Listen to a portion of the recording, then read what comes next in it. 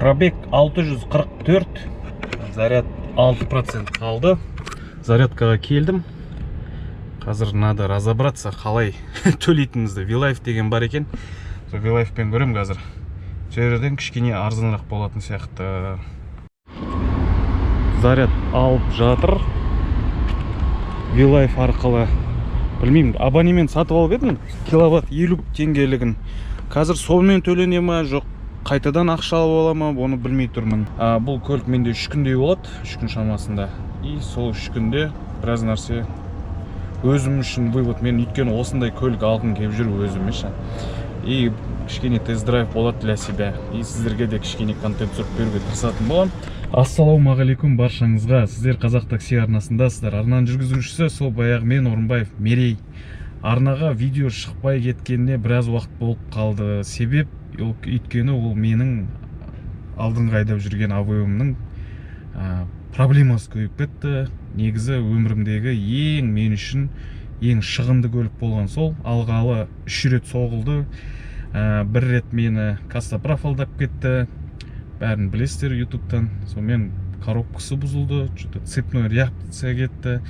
Сосын оны прям тура болячкаларын тауып, мына жерін жөнде деп айтатын маман табылмай кетті. Ана жерін істе, ана жерін деп ақшаның бәрін, нервінің бәрін бітірді, короче. Енді сол себепке байланысты ол көлікті сатып жібердік. Өте арзан кетіп қалды. Қазір енді ойлап жүрмін. Қандай көлік алсам, кредитке кіруге тура келеді. Ойымда осындай Хончи болған. Мен паркыма рахмет. Таксиге 3 күнге өздерінің осы жап-жаңа көліктерін бірінші болып мен айдап жатырмын. Для себя тоже көрейін деп жатырмын. Кеше біраз заказ жасап тастадым. Алғалы бері қазір зарядка деп отырмын. Зарядкадан шығып барып, мойкаға кіріп жақсылап тұрып жуам қазір көлікті. Үйге барып рубашкамды кием, ақ рубашка, ақ көйлегің деп. И бизнесқа шығамыз. Бұйырса бизнесқа бәрін дайындап қойғам, өтіп қойғам. Суларды холодильникке сақып қойдым. Бірақ тек қана бизнес жасамаймын, өйткені менің қазір приоритетім +6. ИП ашқан жоқпын әлі.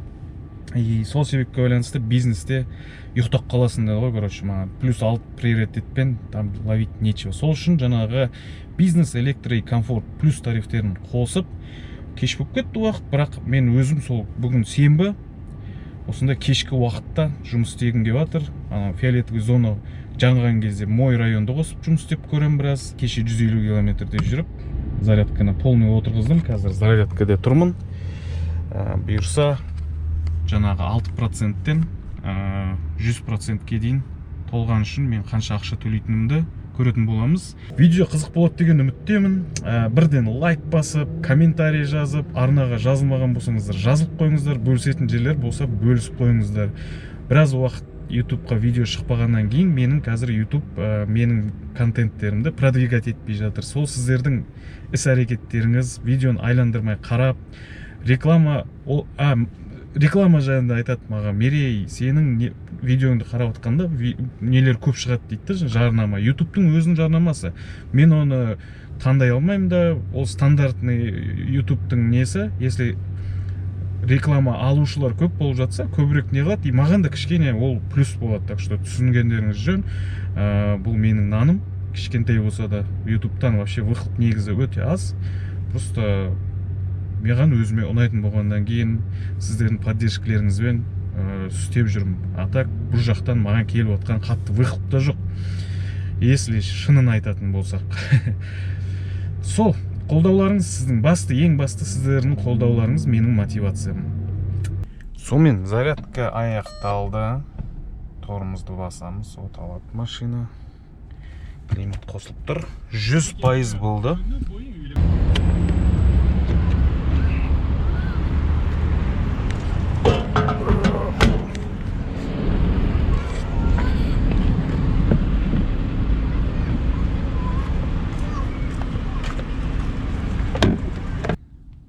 Абонемент сатып алғам ғой. Сол абонементтен енді алды. Одан басқа ақша ұстаған жоқ мен. 10 мыңға абонемент сатып алғам. Көрейік қазір қанша алған. Платеж в обработке деп тұр ғой. История заряда. Пока 0, білмеймін. что-то приложениялар тупить етіп отыр. Сонымен ағайындар, машинаны тап-таза қылып жуып алдым, зарядты жасадым, 96-ға түсті, пока мен мойкаға үйге келіп рубашкамды не қылам дегенше. Қазіргі пробег 653 болып тұр. Сағат деген 9-дан 34 кетіп жатыр кешкі. Мен линиядамын. Қосылып тұрған тарифтерді көрсетейін. Тарифтер жайлы плюс, электро и бизнес. Бүгін комфорт енді прям совсем заказ болмай баратса ғана қосам комфортта, а былай негізі желание жоқ комфортқа. Или может қазір орталық жақ қатты фиолетовый жанған кезде мой район қосып, мүмкін сол жақта комфортты қосатын шығармын, бағасы жоғарырақ болады ғой. Сушняктарды алдыңғы есікте ұстап отырмын, 4 сушняк, қалғандар багажда. 10 сушняк алдым, 10 су. 1850 теңге кетті, 185 теңгеден алдым. Вроде фиолетовый болып жанып тұр. Менікі приоритет қазір. Басымдылық плюс 6, өте аз, ипа жоқ.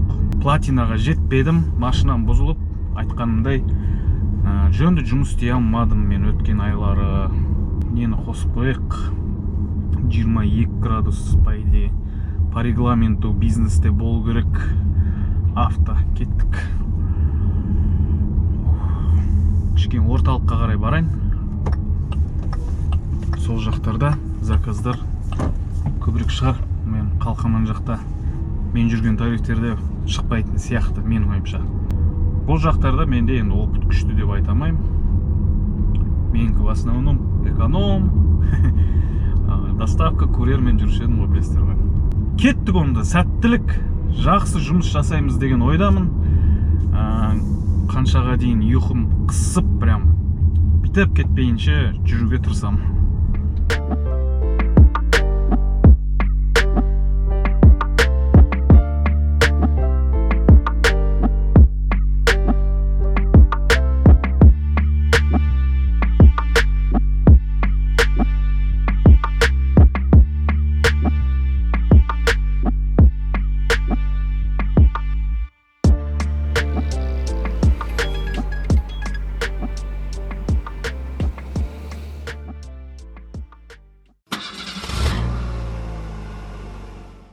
Бүгінге бірінші тапсырыс аяқтадық. 3520 теңге дейді.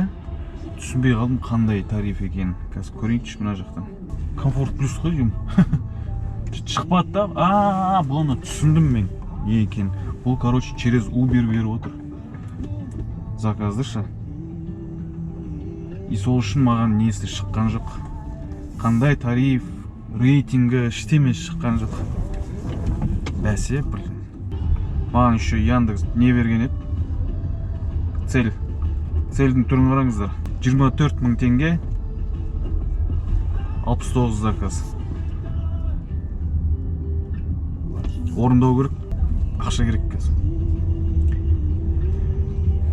Машинаға, первоначалкаға. Екінші тапсырыс бүгінге. Короче, бір қызық болды. Қандай заказбен түсті бұл? Стандарт. То есть, не ғой? Комфорт плюс қой, Uber'дағы. И минус бір су. Uber'дің заказдары түскен кезде осы шаман екен. И прикол, мынандай прикол болды жаңа. Мен телефонды қыстыратын әлі алған жоқ едім да. Мына жерде бір кішкентай өзінің орны бар, сол жерге қойып қойсам, тұрып тұрған. Жаңа бір поворотқа кірген кезде сырғып ұшып кетті телефон. Сөйтіп 5 минуттан кейін клиентке звондайды Яндекстен адамдар. С вами все нормально, ДТП-ға түскен жоқсыздар ма? Мы зафиксировали, что там типа ДТП болған сияқты болды, сіздермен ештеме болған жоқ па? Жоқ, бәрі дұрыс. И короче, қызық зат болып жатыр ғой мына жерде. 15 минуттай болды мына жерде отырғаныма. Заказ жоқ. Қайда тапсырыстардың бәрі? Мега жақта жүріп, мега жақта түспесе енді, ё-моё. Так, комфорт қосам ба? Бүйтіп көрейік. Қазір мой район қосып көрем. Еще жаңа қосымша 9% жайлы. Негізі электричествомен жүретін машиналардан мой район қосқан кезде 9% ұстамау керек. Менен ұстап жүр. Сонымен, короче, мен аламда жаңа чатпен сөйлесем, сөйтсем, ол маған айтады: все, хорошо, бір тәулік күтіңіз, біз сізге обновлять етіп береміз дейді. Информация об электричестве в системе еще не успела дейді. Екі тапсырысқа 5600, бірақ заказ түсіп жатқан жоқ. Көреміз бүйтіп, давайте комфортты да қосып көрейін, өйткені фиолетовый болып тұр мына жер. Комфортты қоссын, сразу түседі заказ қазір. Так, мой район қосып алдым. Телефон ұстағыш сатып алдым. Жаңағыдай блокқа кетіп қалып жүрсін. И мына орбитаға бір заказ түсті, 900 наценкімен. 8 минуттық тапсырысқа. Мынау үшінші заказ ғой, просто 12-ден кейін обновляция етті. Комиссиядан бөлек қалғаны 1663 теңге. Бизнеспен бірінші тапсырыс аяқтаймыз. 3110 теңге, жолда 20 минут болдық. Каспимен 4000 теңге жіберді. Рахмет. 5 жұлдыз қоямыз. Дальше кеттік. Бірақ мынау арасында отыру ұнамай жатыр маған. 10 минут, 15 минут. Жаңа қулық жасадым. Мойка через Яндекс жасаса, приоритет тағы плюс 6 қосады. Бардым да біреуге 500 теңге подарок етіп кеттім мойкаға. Жуып атқандарға. Бизнесқа қанша бал қосады екен?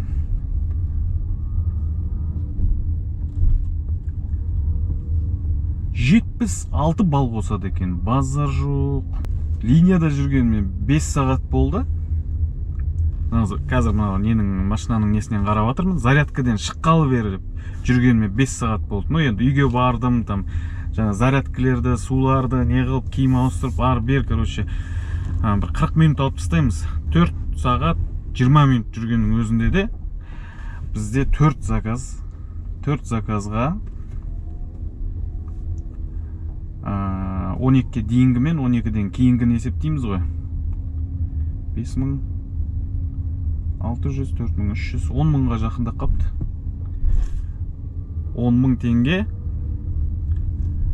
Тоже жаңа зарядкадан шыққалы бері 65 километр жүрдім. Жігіттер, тағы бір қулық жасадым мен. Короче, сіздерге мощный лайфхак болатын болды. Приоритет көтере алмай жүрген адамдарға. Заправкаға келдім, Қазақ Ойлға. И өзімнің счетымнан, Яндекс счетымнан бір жігітке 20 литр бензин қойып бердім. Басымдылық 18-ге көтерілді. Ата бұлай заказсыз отырып, маған что-то вообще ұнап отқан жоқ. Яндексте экономда үйреніп қалғанбыз ғой, біз шаққылап үйреніп қалғанбыз ғой. Бүйтіп, мен Қахраман деген досым бар, уже бір жылдай болды бизнесте жүргеніне. Звондасам, всегда бүйтіп, спокойно отырады да. И заказ түседі. Заказ түсті, кеттім мен деп.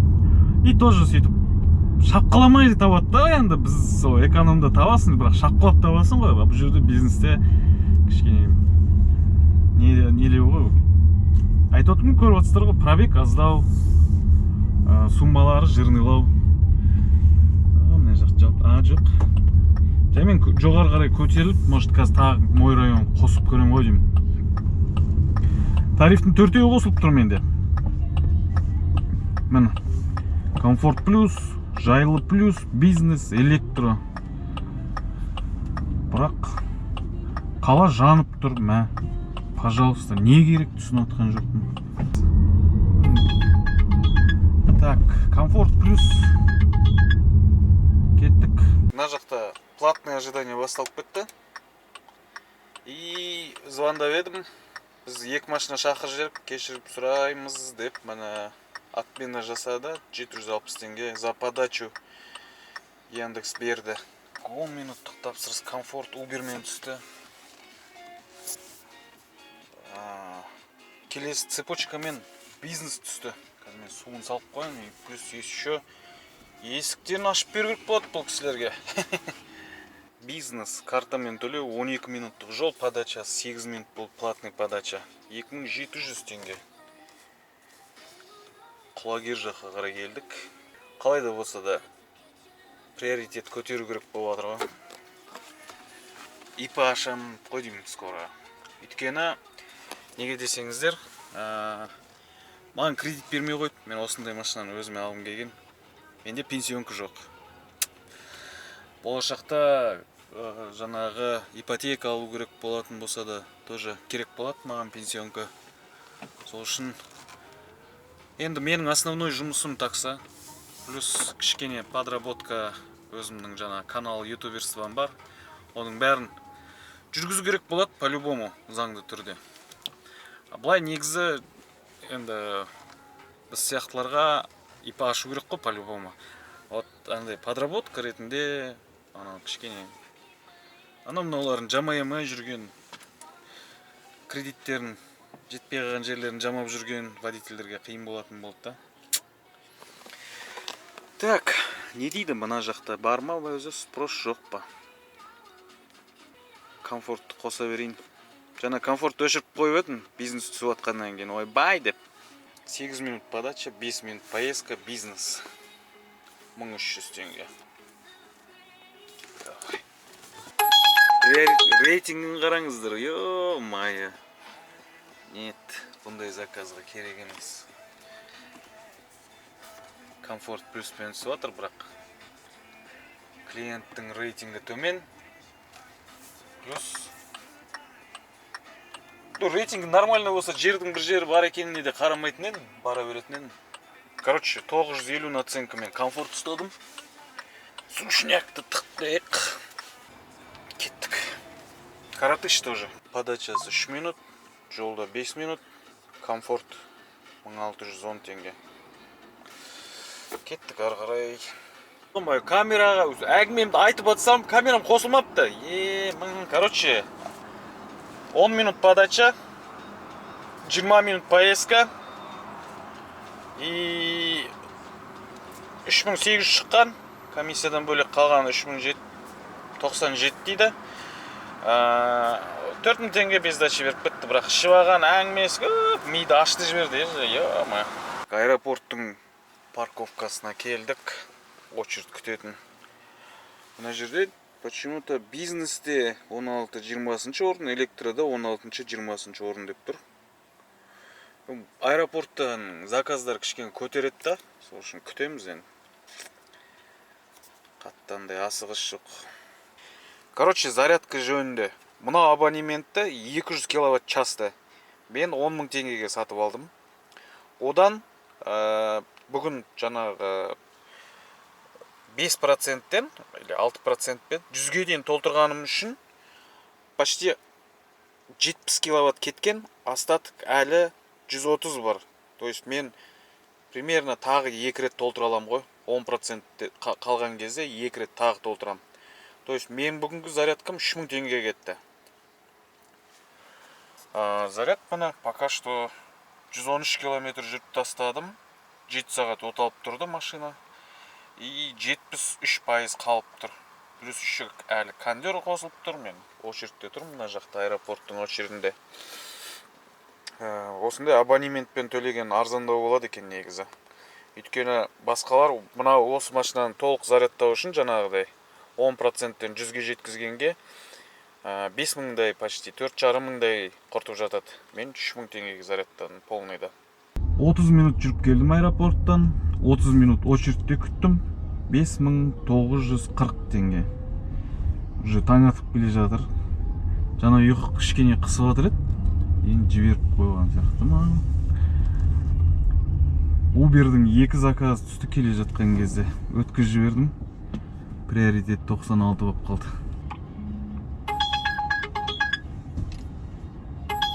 Ё-майо. Жердің бір жері ғой, керек емес. Комфортпен еще. Окей. Бүйтейікші комфортты өшіріп тастай салайыншы.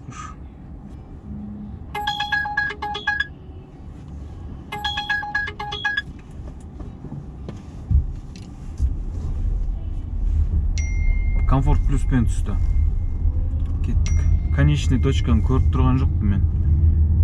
Сіздерге видео түсіремін деп ұмытып кеттім ғой жаңа. Жаңа аэропорттан келгеннен кейін 1К плюс жасадым. 10 минуттық заказ, 1280 теңге.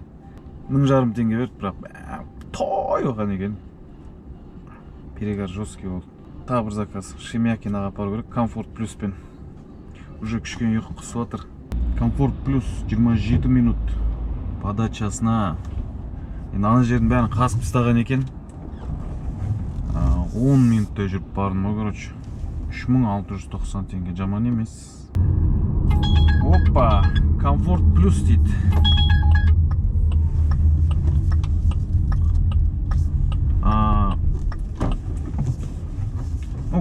Таза линияда жүргеніме 8 сағат болып қалды уже. Менің тұрақты рабочий денім бітті негізі. Өзім ауылмен жүргенде шаршап өліп, қазір не алатын едім? Пока күн шығып, ұйқы ашылып кетті жода. 2470 теңге аяқтап тастаймыз.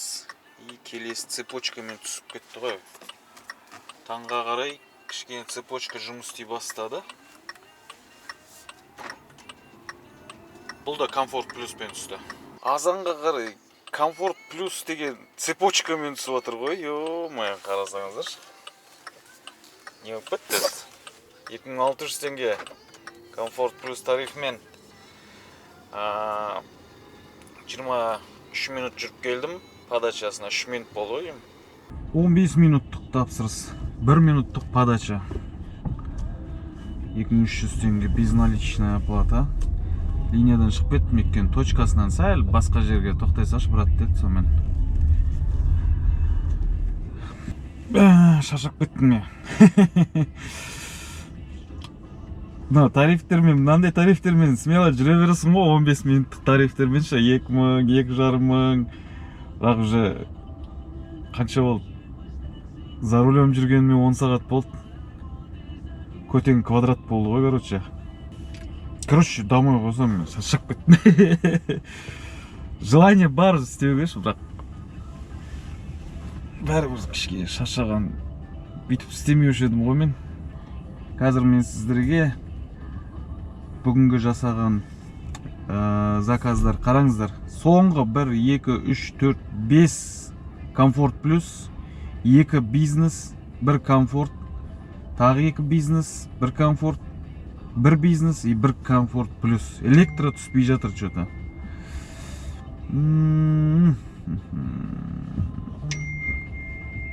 Таңғы 6:30 болды. Сонымен ағайындар, қандай әңгіме болып жатыр? Домойға бәле де берген жоқ. Кешегі 2 заказ 5600, 12-ге дейінгі түскен. Сосын одан кейін 28.000 да. Суммерт еткен кезде 33.900 бір нәрсе теңге, 34.000 теңге деп есептей берейік. Өйткені чаевой болды, жақсы чаевой болды бүгін. 2000 ба, 2500 ба сондай түсті. Наличкамен бергендер бар, картамен Каспиге аударғандар бар, картамен жібергендер бар. Бензин, бензин деп ма? Ток, электричество.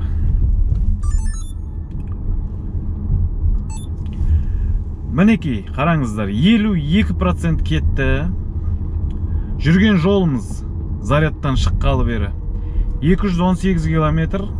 И зарядтан шыққалы бері за рулем жүрген уақыт, то есть 10 сағат 20 минут.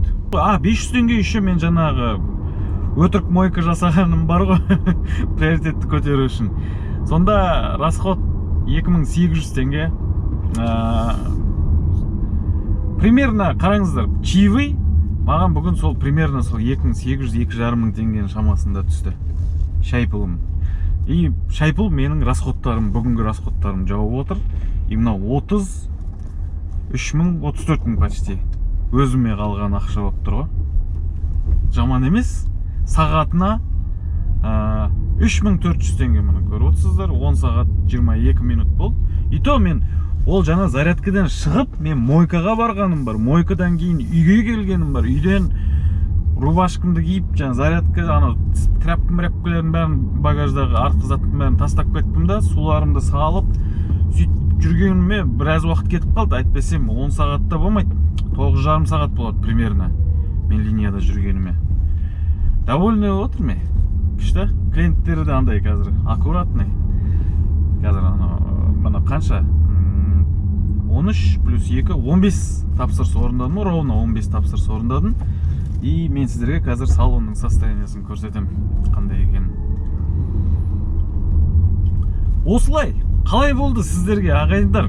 жазылып қойыңыздар. Әлі приоритет, бұл еще мен приоритетім хромать етіп, біраз уақыт заказсыз отырып, сөйтіп жүрген нем ғой, түрім ғой.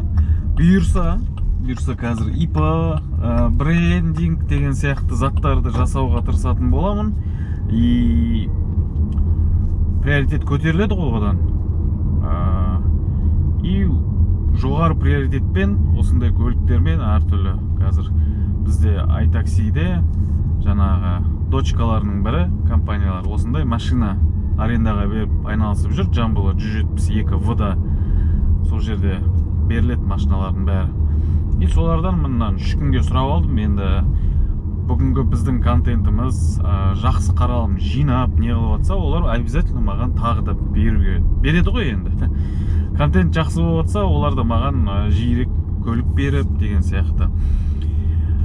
Алдында жігіттер сұрайды ғой, iTaxi не болды деп. iTaxi ештеме болған жоқ. iTaxi'дің амбассадорым шүкір айлығымды төлеп жатыр. Міне кейін көлік сұрап едім, көлік беріп жатыр. Тіркелем десеңіздер, ол iTaxi'дің еще андай нелері бар ғой. Taxi Pro деген қосымшалары бар. Соған кірісті тағы да бірнеше парктері бар. Мен сіздерге WhatsApp номерімді білесіздер, қалдырып кетем, жұмыс уақытында хабарласыңыздар. Сіздерге сол жерде жаңа грузовойға отдельный, актуальный жақсы парктар таңдап бере аламыз. Бүгінгі ролик ұнады деген ойдамын. Өзіме лично ұнап тұр. Енді біраз уақыт түсірмегеннен кейін жаңағы кішкене тілден кетіп қаппым. И кейбір анау заказдарды бітіріп салып, жаңағы камерамды қоспай бітіре салып, сөйтіп сондай болып жүр.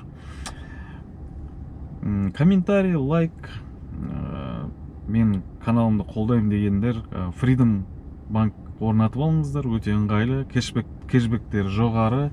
Мен мысалы қазір мынау телефонға Apple Pay'ға карта Freedom'ды байлап қойдым да, и бензин, продукт, анау-мынаудың бәрін осымен төлеймін да 5%-ға дейін кэшбэк алам. Өткен айға мен 8000 теңгедей кэшбэк алдым. То есть просто кәдімгідей магазин, бензин төлейм, и 8000 теңге өзіме қайтып келеді, кәдімгі теңге болып. Сол үшін Freedom'ды да орнатсаңыздар болады. Оның бәрі менің каналымның дамуына көмектесетін болады. Қай жерден іздеймін десеңіздер, сілтемелерді, номерлерді видеоның астында сипаттама деген жер бар. Видеоның астында сипаттама. Сол жерге бассаңыздар, сол жерде толық мәліметтердің бәрі болады. Соңына дейін көрген адамдарға үлкен рахмет. Келесі видеоларда жолыққанша барлығымыз аман есен сау болайық ағайындар.